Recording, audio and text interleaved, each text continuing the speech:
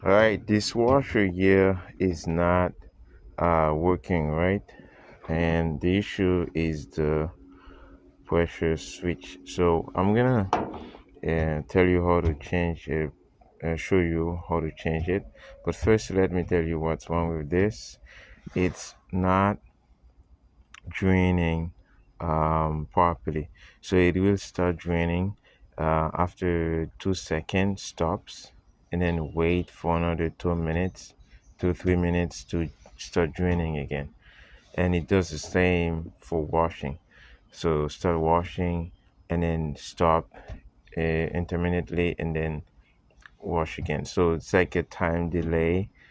So it's probably this pressure switch that causing problems. So because the tube itself is clear, there's no blockage, no leak on that tube. So I'm gonna change this to see if it makes any difference. So I'm gonna get this from another washer and see how it works. So this is the pressure switch we're gonna extract from a old board. So we're gonna take this. So the connector is different, so you're just gonna cut the wire somewhere here so we can make the new connection. Okay, now this is the final step.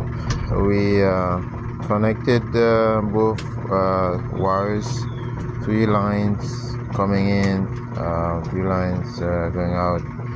So use some rods and we tape them in, and this is a new switch, new pressure switch installed. We put the tube back in.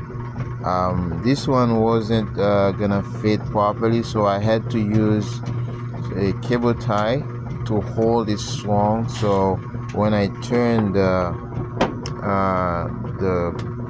button here, so it can hold, right? So you probably want to put a second one as well, just in case. So it's kind of hard to get that cable tie in there, but it works if you if you try it good.